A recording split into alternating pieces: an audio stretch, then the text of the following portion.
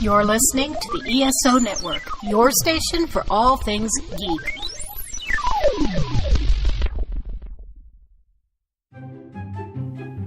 What is the Geekly Oddcast? It's a panel show of television. I mean, seriously, where else was I supposed to go and watch Gomez Adams ride a rocket ship on a railroad track? Gaming. And the dice say 17. Oh my god, 17 is Mystic Quest. And whatever comes to mind. Why does Zod need a starship? Alternating Thursdays on the Geekly Oddcast.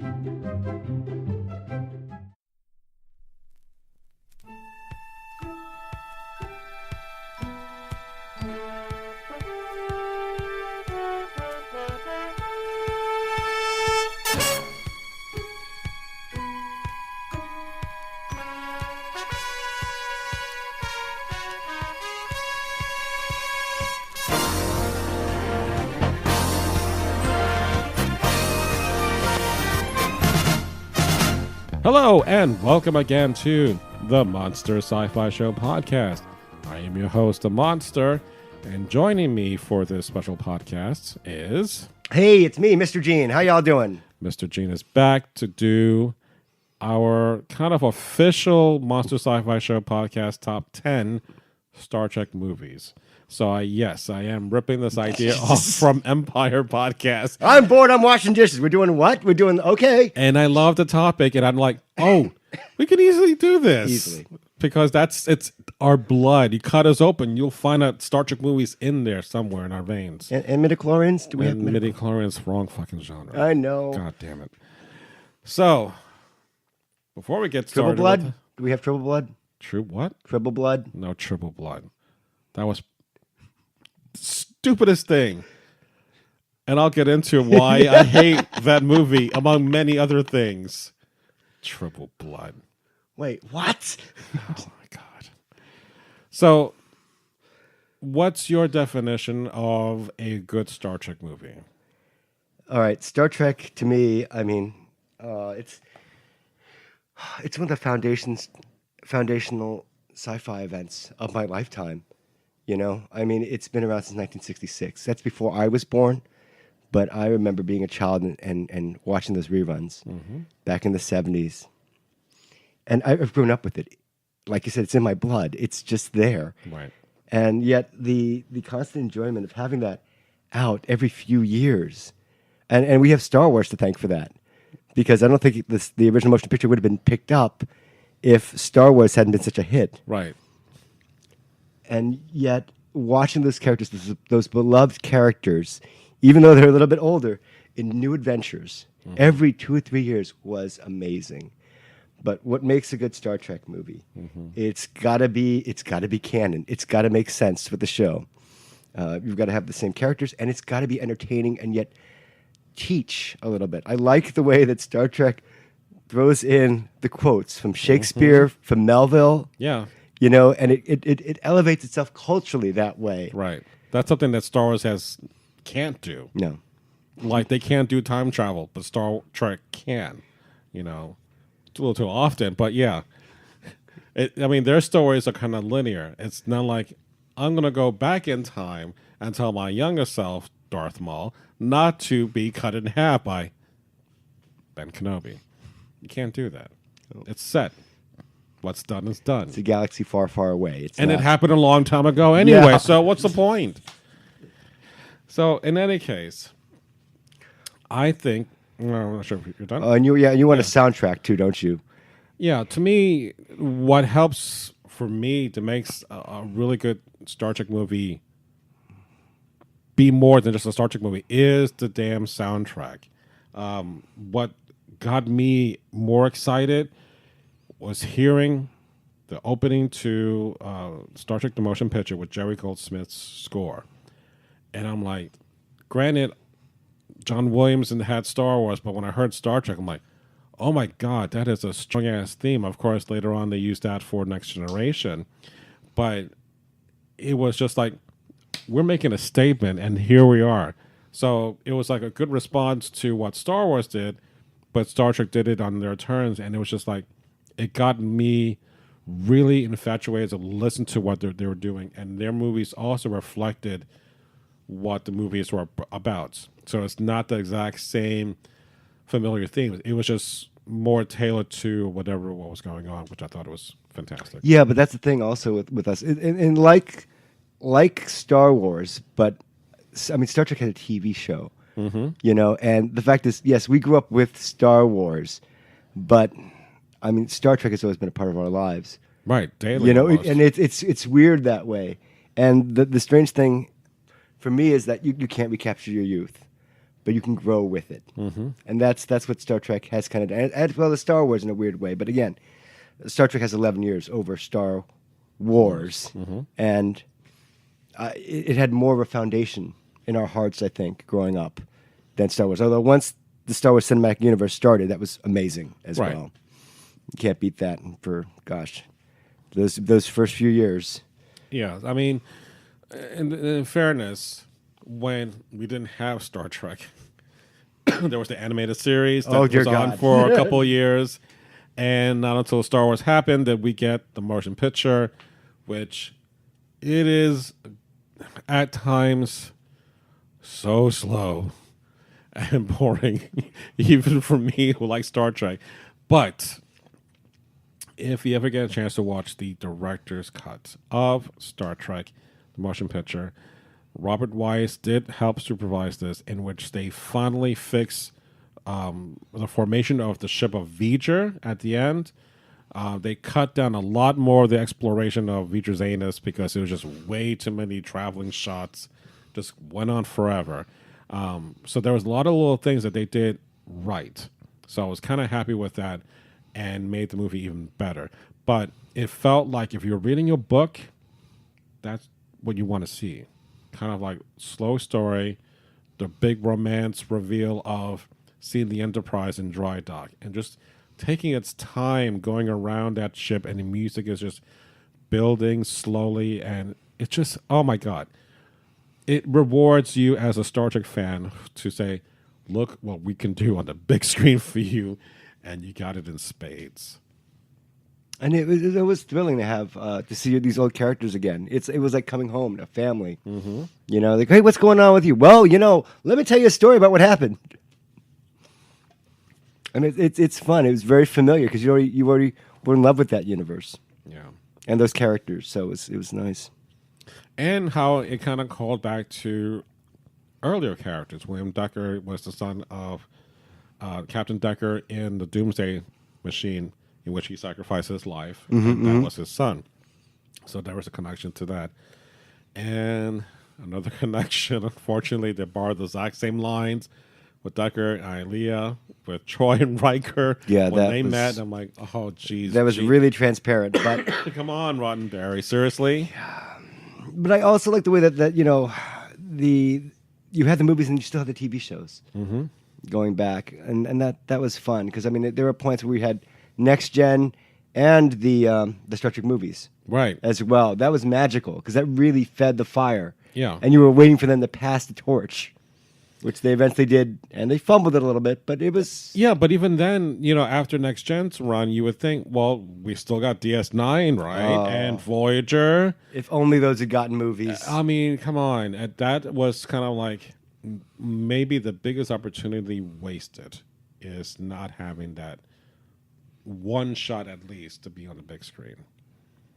And not like Janeway appearing in Nemesis, you know, talking to Picard, who, you know, she lost a goddamn ship all those years and she gets a higher position than him. And he's fighting the good fight every day and she gets promoted. What the fuck? Well, you know, she's away the Delta Quadrant for a while, you know. She screwed up. It's her fault. But she got her crew home. And then you want a desk job after that. Yeah. Like, coffee, real coffee. Yeah. So, aside from that, what are some bad Star Trek movies that will come to mind? And what defines bad Star Trek movies? Ill-conceived concepts, I think. Lack of character growth. Just, oh, God, it's so hard. Because they're trying. It's not that, it shouldn't be that difficult Right. to the make formula. a bad movie. Right. You know what needs to be done. The formula is right there. And yet, if it's too episodic, it doesn't work. Yeah. And yet, Beyond makes a joke about that, about life being episodic. Yeah. And that worked. Yeah. For me, I don't know. I mean, just poorly conceived notions, I guess, or repetition and unearned time. You don't know, like the Inner Darkness, which it's on my top 10, but it's just when Jonathan Harrison says, "No, my name is Noonien," he's like, who is that? You don't know who that is. It doesn't mean anything to this Kirk. Mm-hmm. It means absolutely nothing, and yet. Right. We, as a culture, are supposed to know who that is, but only the dorks knew what it was, and it upset us. Right, because they lied. It's like, no, we're not doing Khan. I didn't care. I mean, it didn't upset me that much. It upset you tremendously. Yes, it did. Yeah. There's a whole podcast you can listen to me about how they lied and how that made me feel. Yeah, I thought you were having an aneurysm when he said the number of torpedoes. Yeah. Like, how many torpedoes? It's 72? Mm-hmm. And you're like, Monty, you okay? So... with that, I think it's more of not so much nitpicking. It's like, oh, you would never do that, but it's the stupidest thing as fans, like the Turbo Blood. Why is that all of a sudden a thing that you can now use Deus Ex Machinas, whatever, the God machine to bring someone back from the dead, whatever? That was never a thing. All of a sudden, it became a thing. And I really despise the way Into Darkness used a lot of those things and the unearned death of Kirk and switching the roles to Spock to go, which, in fairness, Kirk would never fight against Khan and survive. So you have to have someone stronger than the Spock. But that whole 20 minutes of just fighting and not talking. And no dialogue, right. I'm like, and Uhura just beaming down there and just shooting Khan a few times till he falls over. You're like... Wow, that it becomes dumbed down, as opposed to like Star Trek 2, The Wrath of Khan. Even though the two never physically fight, you see, but you have. Okay. Testing 1 2 3. Testing 1 2 3. So we're back. You want to listen to the past? No, I'm just going to just continue. We'll figure it out. All right. So where were we? So we talked about how much we didn't like certain aspects of movies that made the audience. And that's the other thing, too. It's like you treat the audience one way to reward them for their loyalty. And you give them little nods and make special connections. But then you throw something stupid in there that makes absolutely no sense. Like, like the Nemesis, the Nexus stuff, even though it's just a way of getting Kirk from one spot to Picard in another, and the two of them. Yes, you want to see this, but it's really, this is the only way we can get this done. But the thing that's interesting to me is the way that Star Trek has to be topical. I mean, like, we had 7 years of a drought from the end of Nemesis, which came in 2002, right, to Star Trek 2009. Mm-hmm. And in that, you needed a phenomenal director. We got one, J.J. Abrams, he did a great job. Yes. With that. And the thing that I hate about him, though, is like he ignores the rules of sci-fi that were previously established in this universe. Mm-hmm. That pisses me off. Like you wouldn't believe. Warp, transportation, whatever. Wait, you can't beam from fucking Earth all the way to freaking... No, that's not... No, you don't do that. No, you can't do that. And he did the same thing with Star Wars and on the whole, we can warp through shielding? What? At hyperspace drive, you could no. But the thing is, you don't care anymore. I can't believe that nerds all over the world didn't like revolt against that and point at the screen. But we're so hungry for it, we don't care. It's like we'll let it go. We shouldn't do that, but okay. So, the other thing that I wanted to touch upon is the music that is, as I mentioned earlier. One of the things that I have enjoyed listening to is the damn score. Jerry Goldsmith, as I mentioned earlier, started off with Star Trek The Motion Picture. They did Star Trek 5. But didn't they steal that for a next gen? Didn't they just grab the same, like, hey, we got this? Yeah, Next Generation got it too. No one watched this movie. It's been 7 years. No, 8 years. Yeah, but in fairness, it worked. And for a lot, even for me, even that I never saw the original TV series live.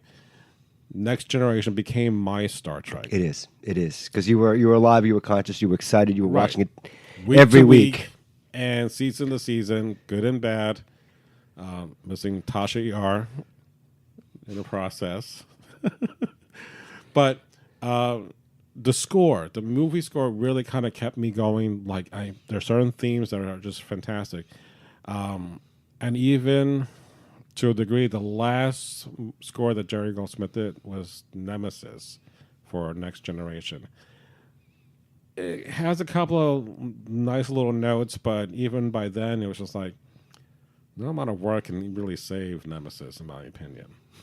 Whereas Star Trek V, I think helped to save Star Trek a lot more. And if you're curious to learn even more information about Star Trek V, Maybe too much. listen to my 100th episode podcast, in which I did a whole movie commentary about Star Trek V. Having trouble sleeping? Listen to the 100th episode of Right. Monster Sci-Fi. But in fairness, you can watch the movie and play the commentary at the exact same time, and it times out pretty good. I'm impressed. Yes, it is. Which we are planning to do our 200th soon. With Scott Pilgrim, yeah. I can't So- wait for that. All right. How do you want to proceed with our numbering? 10 and up, I guess. Well, let's do this, because you have the 3 that didn't make it on the list, right? Yes, I do. Okay. So we'll talk about the Most worst- hated Star Trek Right. film ever. There are 13 movies, and only 3 are not going to get into the top 10 because these are the 3 worst Star Trek movies. So what's your number 1 least hated Star Trek movie, and then the last one will be the most hated Star So Trek. we're going 1 to 13. No. I'm talking about like the 3 movies that you didn't make the top 10. Uh-huh. Which the one who's the very last Oh. one is the one you hate the most. The last one's the one I hate the most. Yes. The one I hate the least was Generations. Generations. Look, it was the passing of the torch, and again, I think they fumbled it. It was too dark, and I didn't mind. It didn't give me any excitement. You know, we wanted to see the captains teaming up together, maybe on the bridge of the ship, maybe like kind of like Sulu and Kirk on the Enterprise and the Excelsior. Yeah. Right? Shooting together. That was fine. Safe on their own ship. Instead, they get an away mission. They're down on the planet with Sauron, and they're fighting hand to hand. Right. And what kills Kirk? Gravity. Yeah. You know what I mean? Just like, that's not even brave. That's just... And there's a meme about the irony about a captain being on a bridge, ending his life with a bridge on the captain. You know? But with his words, "Oh my," being the way he goes, I'm like, that's You could have it? picked anything, Shatner. Anything you wanted. And I thought, and I saw what they did before, You said that with Picard floating on in the air, Yeah, on the cloak thing. and Kirk gets shot in the back, and I'm like, it didn't work either way. No, it's just poorly conceived, and yet, it's still many things we'd never seen before. You'd never seen the saucer separation, Right. in the midst of a battle, and then the gravitational pull destroy the ship and having it crash, and that was cool, but not. I mean, you had Lursen Batar, who came over many episodes from Next Generation to DS9 and into Generation. So, like, that's kind of cool if you knew who these people were. But the Sauron thing, And you had the Data's emotional chip too, don't Emotional you? chip, Yeah, too. which is Yeah. that was tears, yellow, tears. But the Sauron about him capturing Geordi, and if you read the book, the heart. The He didn't heart have the thing. heart for it. Yeah, right, that's he in the book. Right, in the book, he tortured him and with his heart, and then he made that weird line that was, you have no idea. So it's Some things just pointless. get cut. It just Yeah. So, and even also the beginning too was also changed. Originally, it was just the bottle floating through space, cutting with Kirk doing the halo jump, right. and then Which that, they didn't add.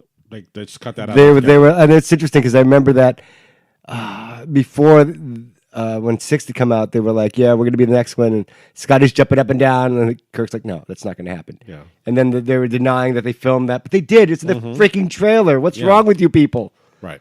It's But not there. yeah, All right. My least, well, it's still hated, but the least hated of the three. Number one is Insurrection. Insurrection, basically, it was like a Your TV least episode. hated one. It's the least hated one. It's not bad.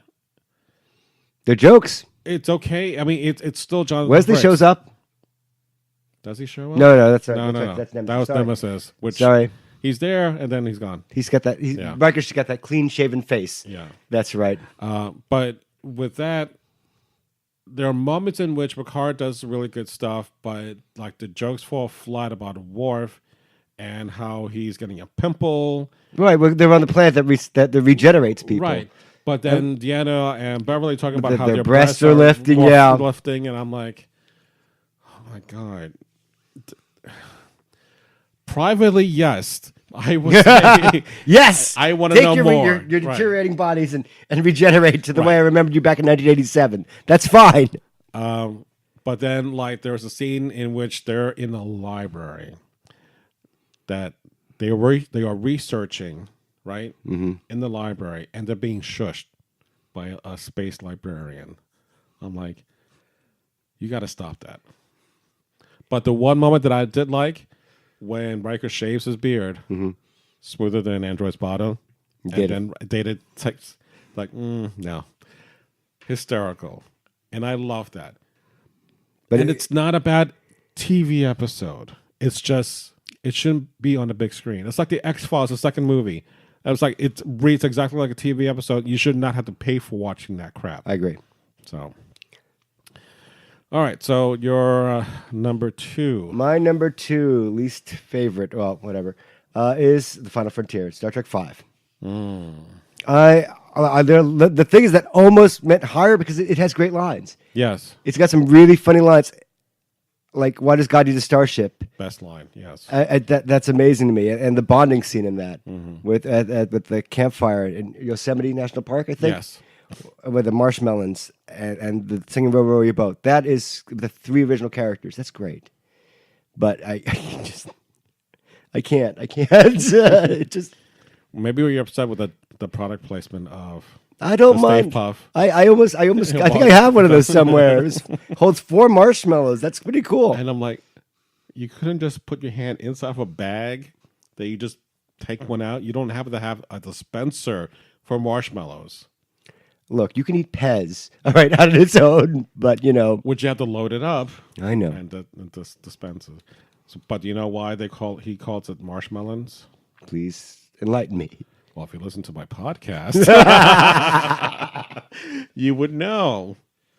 Enlighten me again. Okay. Go ahead. So the joke is, and this is in the book, is that McCoy reprograms in the computers about marshmallows, but call them marshmallows, and how that'd be planted. Okay. Yes, exactly. Hysterical. That was it. McCoy was playing a joke on Spock about marshmallows. Okay. He meant call it marshmallows. Okay. So not worth it. Thanks. Can I get that minute of my life back? No, I can't. Okay. Rewind your podcast and edit that part out. All right. My number two. Hate it. Yes. Nemesis. Nemesis was the last movie for Next Generation. That which killed the franchise for a while. Well, No more Next Generation movies. You could say that for a bit, but I think Enterprise kind of killed Star Trek in general. On TV. On TV. And we're just tired of everything. It didn't go out as well as should been for the whole cast. There were no signatures floating on the screen as they pulled away. And John Logan, who wrote Gladiator, wrote the script with Brent Spiner, decided, what would be certain elements that Star Trek fans would like. I don't know, like Star Trek 2, in which a beloved character sacrifices himself for his teammates. So Data kills himself. Young Tom Hardy. Ron Perlman. In fairness. A clone of Picard. In fairness. When you watch the test footage of Tom Hardy and Picard, it's engaging. It doesn't come across that in the movie. But the test footage, it's very intense, and I get it. I can see why they picked him. But you watch the movie, it sucks. It blows. It both sucks and blows? Yes. The other thing that kind of, this is just me nitpicking, the Data character's sibling, another one. Before? It was called B9. It was originally called B9. I like that rather than B4. Yeah. So here's my problem. How can you call something before if it's the first one? Because there was nothing before. That's your prototype. Right. How can you call that before? I don't know. So what number is Data then? He is none. He just never. There was, I'm assuming it was before Lore, then Data. That's it. But it's like, I didn't know this person had another brother storyline. You know how we look in the writer's guidelines? Brother from another mother. No.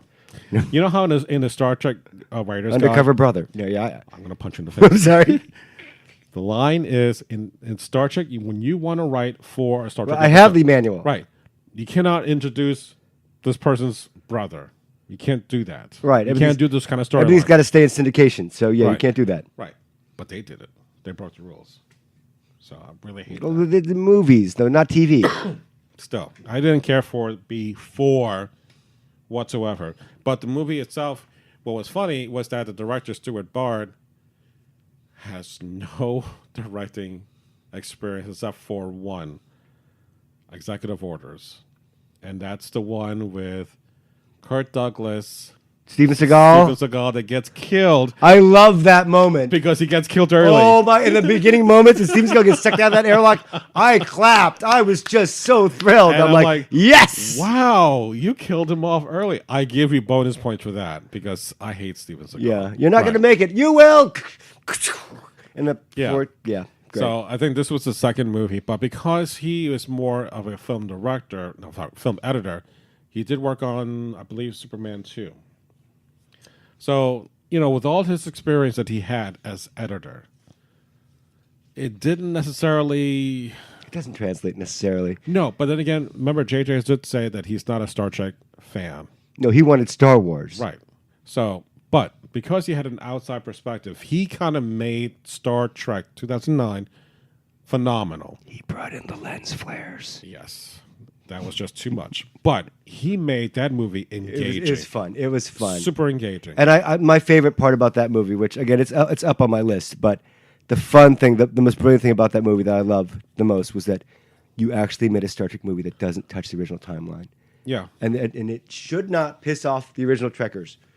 You know what I mean? Because it's like, all right, we're not going to touch your stuff because you're angry people and you have dollars. Right. But we're going to create an alternate timeline. An alternate And 1985. it was brilliant. Yes. I love that. And so, I mean, the things that could happen, you could kill anyone off you wanted.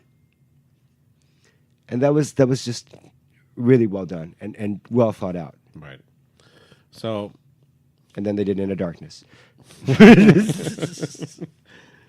all right. So what's your least... My least favorite Star Trek film of all time thus far. I hate it most. It's an Insurrection. Insurrection. I hated Insurrection. Okay. Anything new other than... Hated it. Bought the action figures. Bought the dolls. And held them in my... No, I didn't hold them in my hand. I went through them. But I'm a collector. I am. But just like, yeah, I don't need to show this publicly anymore. Okay. And I think, too, the problem, like many of the Star Trek movies, villains. Who cares? Who are these? There's only one villain for a Star Trek movie. Or two, maybe. I would say a little bit more than that, but the problem lies is the villain story. Other than, I talked about the war with the Dominion wasn't going well, and they needed the Baku to help them with whatever. To get city putty faces? What's the idea here? I don't know. It's just a stretching skin disease, whatever. So I thought that was kind of stupid. I really thought. But in any case, my least hated, or the most hated, I should say, Into Darkness.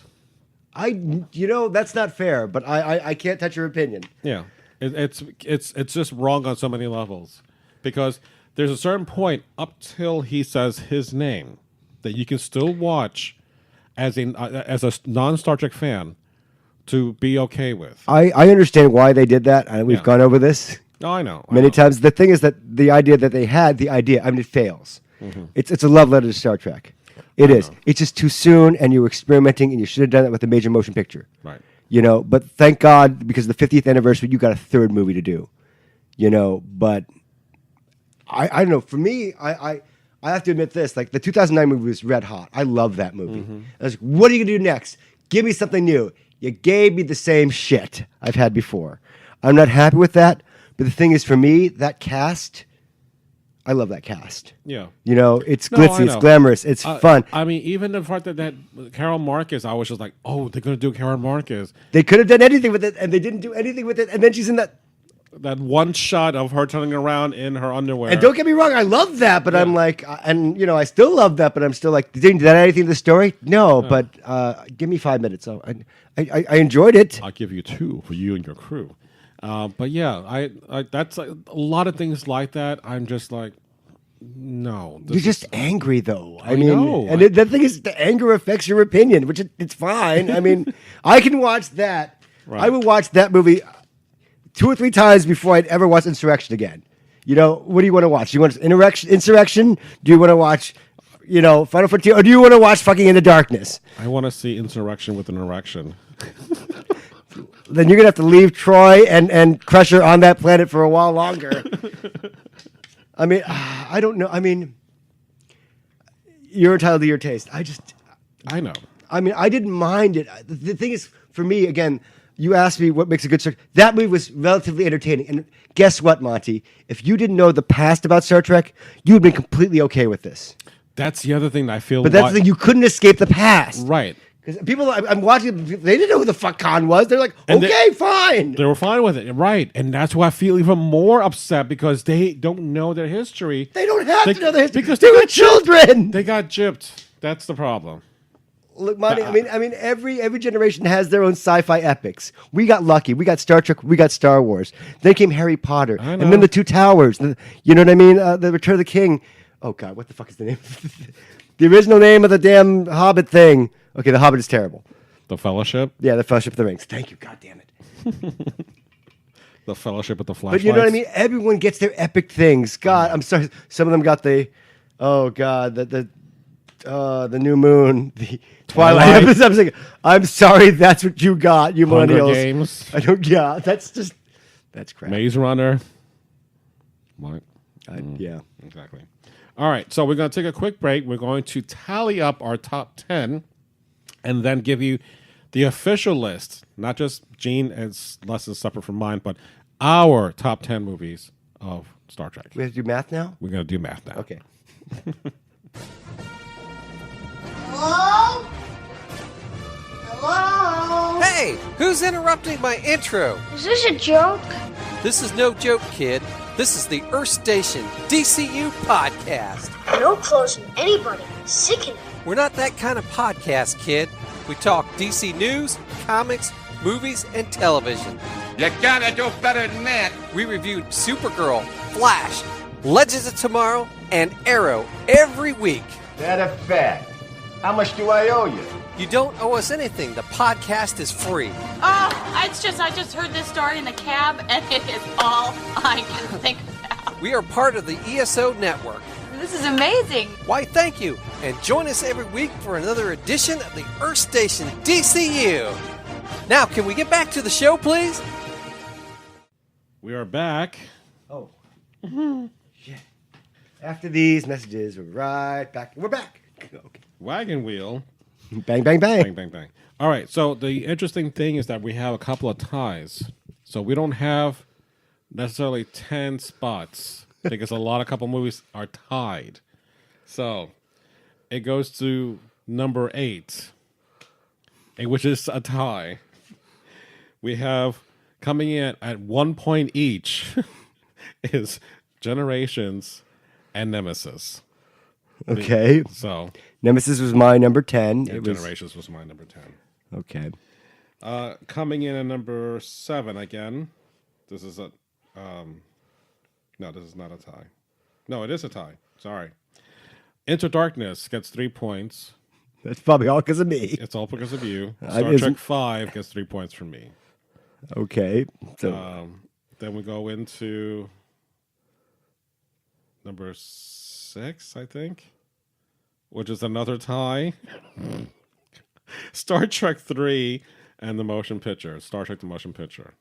why don't we do it like this? Why don't we tell our list first, ditch this, and we'll go over our top 10, and then we'll go over the points. Oh, jeez Louise. Because this is too confusing. All right, Gene. Go. You go do your shit. What do you mean? Do your shit. Do your list. I gotta find mine. There it is. God, okay. So anyway, my top 10 of Star Trek movies, And starting with number 10. starting with number 10, is my number 10 is Star Trek Nemesis. My number 9 is Star Trek Search for Spock. My number 8 is In the Darkness. My number 7 is Star Trek The Motion Picture. My number 6 is Star Trek The Voyage Home. My number 5 is Star Trek Beyond. My number 4 is Undiscovered Country. Number 3 for me is First Contact. Number 2 is Star Trek 2009, directed by J.J. Abrams. And my number 1 is Star Trek Wrath of Khan. Okay. My order for number 1 is Generations, which is number 10. Number 9 is Star Trek The Motion Picture. Number 8 is... Star Trek 5. And then for number 6, right? What's number 7? Number 6. Star Trek 3. Okay. Okay. For number 5, we get Star Trek 4. Next, we get 5, 6, Star Trek Beyond. And then we get Star Trek 6 for number 3. Right. And then number 2, which people are going to be surprised, is Wrath of Khan. And for me, number 1 is Star Trek First Contact. Wow. So the next generation beats the old generation. Yeah. Old beats new. And it's not that I don't think Wrath of Khan is not worthy of it, but I think because unless you have seen Space Seed, even that fight, the animosity is not there. With Picard and being Locutus, it kind of puts it in right in the very beginning. So if you've never seen anything about this is something he dealt with in the past, and it's part of him with the Borg. So that kind of it's in the story, and it's kind of self-contained. You don't have to know about the best of both worlds and how he got kidnapped and all that. It's kind of mentioned. It's in the story, and that's it. Mm-hmm. So that's why I'm like, it ekes out slightly above Wrath of Khan for that point. So going back to our screwed up list, coming in at number with 6 points is Star Trek 3 in the motion picture, which I picked motion picture and you picked Star Trek 3. Another tie coming in at 11 points is Star Trek 4 and Star Trek Beyond. You should explain how the scoring system works. Right, the scoring system, which is kind of screwed up. It's based on the Empire thing, and I thought this would work, and then it got really confusing. It is, yeah. So basically, you would give 10 points for your number 1, 9 points for your number 2, all the way down to number 10, getting 1 point. Based on the number of points each one gets, your number 1 movie should get, if they're both you and I nominated, should get the most is 20 points. Which didn't happen. So, sorry. So coming at number 4 with 14 points is Star Trek 6. So basically, this is the number 3 movie that we would have as the Monster Sci-Fi Show, and I'll put it on the podcast for the official list because it makes more sense. So tie for number 2 at 18 points is First Contact and Star Trek 2009. Right. It's fine. I'm fine with that. And then number 1 with 19 points is The Wrath of Khan. Khan! Flakes. Or you got to do it like Spock, cut, which is so weird. It doesn't work. No, it doesn't. No. You don't show emotion. Why are you? I don't get that. Well, he's half And human, it's I not guess. as if, and here's the other thing that bugs me. It's not as if he's blaming Khan, that Khan put him in there. Right. It's not his fault. Right. Kirk did that to himself. I mean, Right. it's just So you I get that he put you in that scenario, but why would you scream his name? put the wrong emphasis on the wrong syllable, that kind of thing. So it makes no sense for him to yell that, as opposed to maybe when you see him, you grab his attention. Yeah. Khan! But I do have to admit, I do love the running scene. I mean, it's fucked up, but it's just like If you like running, that's your movie. That's your go. well, Tom Cruise, he runs a lot. And breaks his ankle and still wants to run. We cut away from that. We're not going to show you that. That was painful I watching know. him crash. Like when Jackie Chan jumps from the in Rumble in the Bronx, you're like, ow, oh. Don't do that. So we are still hoping to get another Star Trek movie, which kind of seems doubtful. It's not going to happen. Well, at least for the two Chris's. We may not get... You can't do it without Chris Pine. No, I'm right. That's what I'm saying. You can't afford both. You can only do it with one Chris, and that's going to be Chris Pine, not Chris Hemsworth. You don't need Thor. It'd have been interesting, though. But then you get another insurrection, maybe. But they can fix it. They just have to come up with a fresh idea. But the thing is, it's 52 years now. I'm so glad they did Beyond for the 50th anniversary. Mm-hmm. I mean, that at the very least, just give them respect for that. But then it didn't make that much money. Right, and I blamed it on Star Trek Into Darkness. You're still holding Still it. holding it. Yeah. Because, honestly, the reason why Into Darkness made so much money is because people love Star Trek 2009 movie. They loved a lot of it. So, of course, they would go to see the sequel. Unfortunately, they gave the money for the wrong reason. That's all. I don't know. So what do we think about the Picard show coming up? I don't know anything more other than Picard is back. Yeah, I know. No one else, just Picard. I think that, again, this is the backup that CBS is having for in case Discovery can't get financed. Well, now that Les Moonves is now out of CBS, that was his idea, was to bring back Star Trek. Oh, shit. Yeah. So unless the Next Generation tanks, it could happen. The Next Generation. I mean, the next season of STD ends up getting gonorrhea, then that might be something in question. Because it was really Les Moonves who really pushed the whole idea of streaming. And it didn't, to me, feel like, sure, you can have Star Trek be your flagship It's a good series. It works. But if you have nothing else behind it... You can't hold it in, though. Right. You got to get that stuff out. Like, eventually they'll get the Twilight Zone series. Eventually. And that will be interesting to watch. But until then... It's like 2020. That's not... You'll get 12 months of no one's watching your streaming service. Until the new season comes on, and then... The thing for me is it's still affordable. I don't mind giving my $5.99. Which I still don't understand. Why are you paying for it if you're not watching it? Because I support it. It's like NPR. NPR is worthy, and CBS is not. I don't want them to cancel it. I like the show. I can afford it, even though I'm not working right now. I would support it only on the times it's going to be on the air. Okay, so yeah, but you already paid for your DC Universe crap. And I'm going to be watching it all the time. Bulk. Yeah, well, I could, There's this difference. Because they have Titans, Swamp Thing, Doom Patrol. Right. They're producing more stuff, more content. Yes. As well as the backlog of all the other. Yeah, DCs. I'm going to see the quality of those shows. Can you help me with that? I could lend you my password, but fuck that. Oh. Not with that attitude. The other option is for Quentin Tarantino to do his that's not going to happen for you. R-rated movie, and because I mentioned, that's not going to happen until almost maybe 2020, because he's still doing Once Upon a Time in Hollywood with the Charles Manson movie. But I'm sorry, I still think Discovery is good. I don't mind. I mean, they got the curse, you got some gore, you got Klingon boobies. Klingon boobies. That's Trust terrible. me, I'm there with the Klingon boobies. I'm just wishing that they stuck with the PTSD, post-traumatic stress disorder.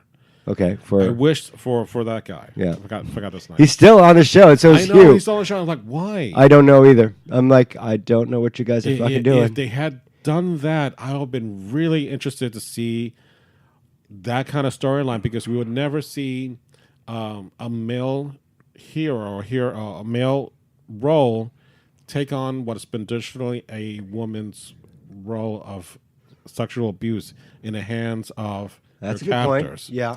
So that was kind of interesting, because he was like, maybe he kind of collaborated just to get himself still alive, and like that was interesting until no. He's that character that got transferred in that guy's body, and the whole I don't know. I liked it. It's a little too intense for me in a weird way. It's a little convoluted and very action packed, which I enjoy because it moved the show along. Yeah. I like the Lorca twist. I like the Mirror Universe twist. Yeah. Which we'll talk about that in length when we get into the when season 2 starts. Yeah. We're gonna do it again. Hopefully not. Oh. Hopefully not. But I am looking forward to Christopher Pike. I am looking forward to explaining maybe the Spock and Burnham's connection ish. Yeah, it's strange. I'm reading the book and I'm like, what? Which the measure Desperate Hours. Yeah. They already met. Desperate Hours, Different Measures. I don't know. Different Hours. Desperate, You're right. whatever it is. It's by David Mack, right? Yeah. Right. So if you haven't read that book, basically that book, Pike has already met the crew of Discovery before the actual series took place. So she spoke with Spock on this mission before this happened in season 2. So, they're basically ignoring that book, even though he went to the producers because I asked him a question. You got to talk to David Mack? I told you. I emailed him saying, what did you do, or do you think they're going to use your material? And I was like, and I know that he went to the producers. So it's like, what do you want me to do with them? You want me to kind of make this all work and with the different technical aspects of the different shows, because the original series looks completely different. What you're doing here, it's like, yeah, go ahead and make it work if you can. So he did. And to my part, I think his logic was certain ships may be more advanced than others, hence why you may have Discovery looking the way it does, as opposed to like the Constitution class not having all the bells and whistles. Right. Yeah, they do say that in there. Right. Yeah. And I'm like, okay, I can see that. If you can explain it, I can see it. But in this case, they're just discarding everything that he just worked for out the door with the fact that they already had a meeting before Discovery even took place. So, all right. So I think we're done for now. And whenever this happens again, hopefully we'll have another Star Trek movie that we can add to the list and do this all over again. But not for some time. As the tears roll down our face. So, but here's a good question before we go. Yes. What TV episode, maybe it could be a two-parter, but what TV episode would you put as a movie? Like if it was on TV, you liked it, it should have been made into a movie. Which series would have been, or what episode? What universe? Star Trek? Any Star Trek. Best of both worlds. That's yeah. But you've already done that. That was epic for TV. I know, but if you had a 2-hour movie, like it's a two-parter basically, 2-hour movie, you could have easily done that on a big screen. I would have liked to see what happened to the conspiracy aliens, the things that were in Rennick's neck, I think. Yeah, season 1 that they just dropped. Never went back to that. That's like the Secret Invasion from the Marvel Universe. Yeah. Well, there was also another Invasion series that happened on 4 different books. I forget. It was an Invasion series, but it's basically DC Universe. No, for Star Trek. When you put all the covers together. Oh God, yeah. Okay, you're talking about the mass markets, right? Yeah. I never read it. So there. Tomorrow's Enterprise? Yesterday's Enterprise, sorry. The one with Yar coming back. Yeah. I think within that one episode, within 1 hour, my God, did you tell some amazing stories within that one spectrum of having Enterprise B come from the past and like change the course of history. That's amazing. And they brought back. That's the seed of that. The SS Enterprise is the start of that. Yeah. And then she comes back in Descent. Right. I think. Okay. Like a few years later. And Right. it's like, wow, that very nice. Because Okay. you brought her back. That's good, yeah. Unlike the Ship of the Line, the Kelsey Grammer, it was in that. Right. I remember it. Right. Yeah. And he appears at one, like, why did you get him for like 5 No, seconds? the answer to that is that, the answer to that is No. that Cheers or Frasier was filming a similar lots because Paramount owned both things. So like he had like 5 minutes to spare. They were friends, and he'd walk over sometimes and think, "Hey, you want to be on the Star Trek show for a little bit?" He's like, "Sure." And they did a whole book, and I couldn't get. That's why you got Lilith. What's her name on it? Yeah. She was on that too. Well, the character Lilith. Right, a different character. Right, and with Frakes. God, I can't believe I can't remember these episodes. It was called First First. Cold. It was actually First Call. You're right. It is Contact. First Contact. Like, you come back. I'll call you.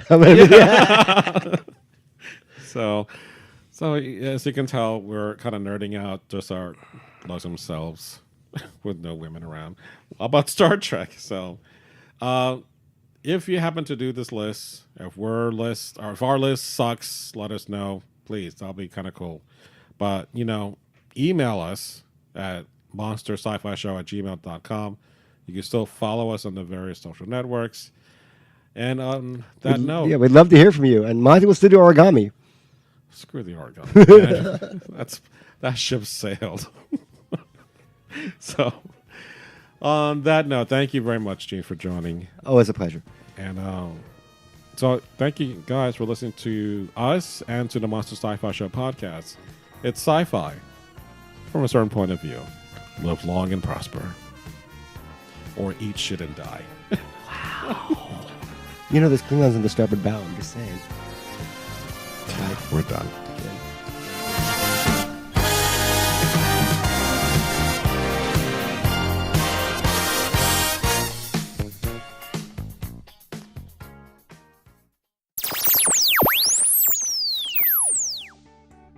This has been a broadcast of the ESO Network.